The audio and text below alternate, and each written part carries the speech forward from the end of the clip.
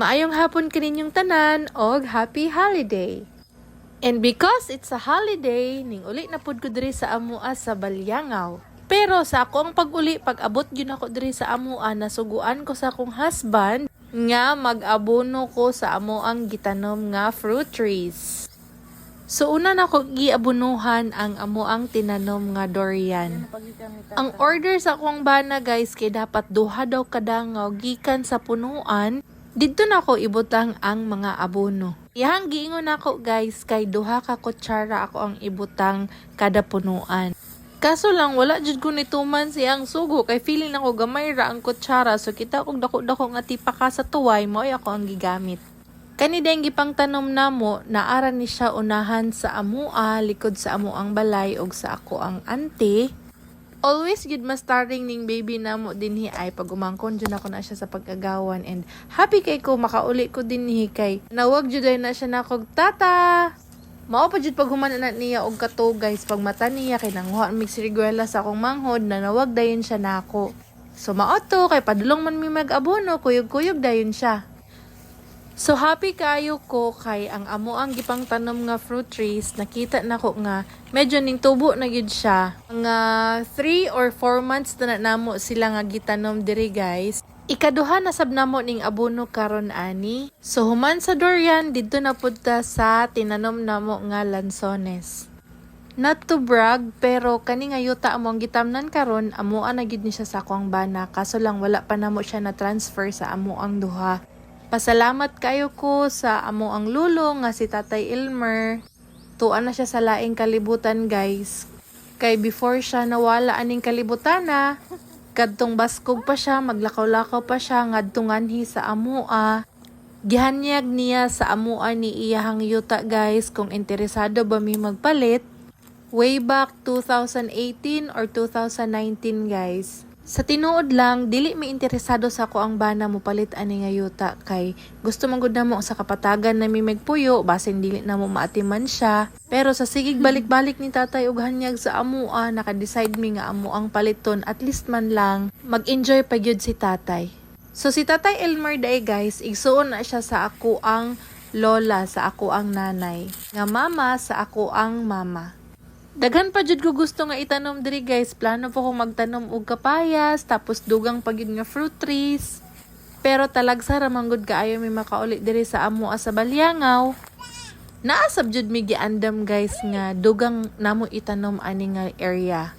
Sa pagkakaron guys, ang tanom namo ani kay durian, lansones, Indian mango ug rambutan. Salamat sabdi ay kaayo sa ako ang uyuan sa Uncle Dodong kay siya mo'y nang lampas ani para mamahimong hawan ang maong dapit kay super libon na gyud unta ni siya guys. Sunod uli namo puhon, plano na sab namo nga mag-spray para dili kay mo libon na pud ang mga sagbot. Nakita ninyo nga bag-ong lampas siya so si Uncle Dodong ang naglampas ana. Kani jud amo ang rambutan guys mo inilabong na siya pag-ayo buyag. And ang tigbubo ani si Anjon nga ig-agaw rasab nako sa father side. Thank you kayo Jon. Gibutangan pa gyud gihapon namo ni siya og tree guard nga lokay bitaw guys kay para dili gyud matultulan sa mga kabaw or sa mga baka.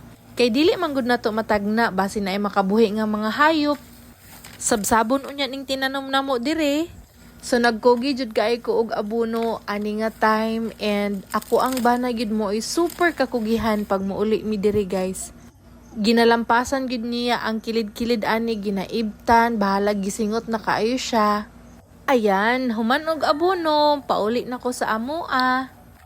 So diri ko sa una magdagan-dagan uban sa ko ang mga barkada, magpiyunganay, magpaon-paon. Hangto dalan og bunal sa mama kay dili pa ganahan mo uli kay nahiyang jud sa dula nga ganahan pa jud magdagandagan diri guys.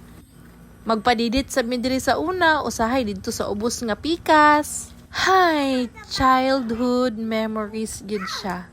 Gusto sabiya jud unta na ako nga matry sa ako ang bana nga magpadidit og buntod guys. Apan feeling na ako dili nakadaog ang takong or ang palwa sa iyaha manggod kay medyo dako-dako na gid siya. So no na lang taana.